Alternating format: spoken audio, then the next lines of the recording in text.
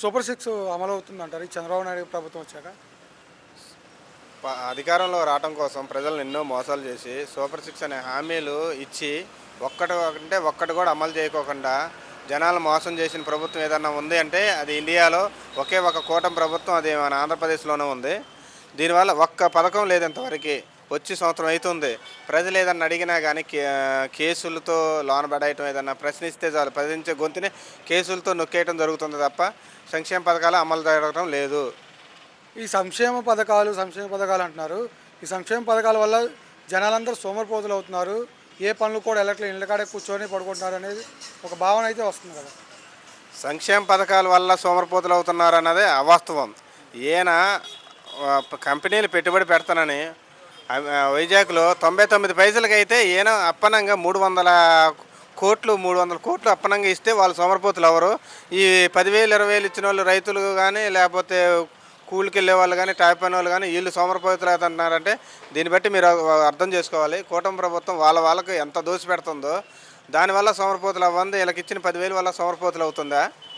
అది అంతా ఖండించాల్సిన విషయం. ఆ జగన్మోహన్ రెడ్డి 5 సంవత్సరాలు అరాచక పాలన చేశారనేది చంద్రబాబు నాయుడు గారు అన్నారు. అలానే వైసీపీ కార్యకర్తలకు కానీ, నాయకులు కానీ ఏ పని కూడా చేయొద్దు అనేది ముఖ్యమంత్రి ఆ స్థానంలో ఉండి చంద్రబాబు నాయుడు గారు అనొచ్చా? వైసీపీ పాలనలో కులం చూడడం, మతం చూడడం, ప్రాంతీయ చూడడం అనుకుంటా జగన్మోహన్ రెడ్డి గారు ప్రతి ఇంటికి లబ్ధి చేకూర్చి వాళ్ళ గుండెల్లో దేవుడయ్యాడు. ప్రతి ఇల్లు ఇప్పుడు బాధపడుతుంది ఏంటంటే కూటమి ప్రభుత్వం గెలిపించినందుకు మేము చేసిన తప్పుగా ఫీల్ అవుతూ జగన్మోహన్ రెడ్డి గారు ఉంటే బాగుంటుందని అనుకున్నారు. అలాగే ఈ చంద్రబాబు నాయుడు గారు సీఎంగా ఉండి వైసీపీ వాళ్ళకి ఏ పథకం చేయకూడదో వాళ్ళకి దగ్గరుండి పాముకు పాలు పోసుకున్న మాట చాలా అభ్యంతరకరమైన విషయం. మేము దాన్ని తీవ్రంగా ఖండిస్తున్నాం. అలానే జగన్మోహన్ రెడ్డి గారు విద్యార్థులకి విద్యా వ్యవస్థని నాశనం చేశాడు, సరిగ్గా విద్యాబోధన చేయలేదు అనేది ఒక ఆరోపణ అయితే వేశారు టీడీపీ వాళ్ళు.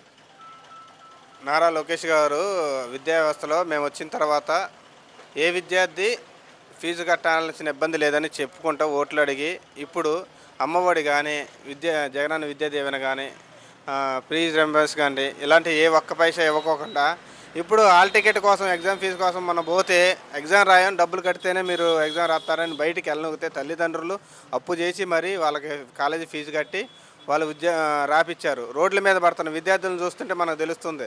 అక్కడ దాకా ఎందుకు మా పిల్లలకి మేము ఫీజు కట్టడానికి వేరే చోట ఒక 20,000 అప్పు తీసుకొని వాళ్ళకి ఫీజు కట్టాల్సి వచ్చింది.